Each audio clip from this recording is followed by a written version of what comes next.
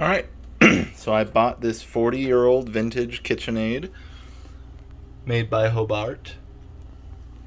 It still works, but it's making an interesting sound and I don't know what it is.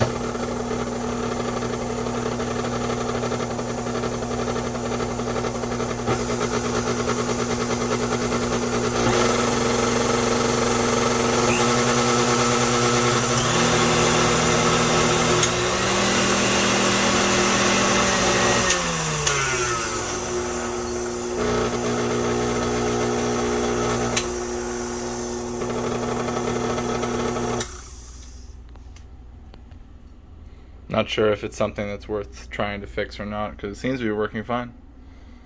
Woohoo! Only $105. Good deal.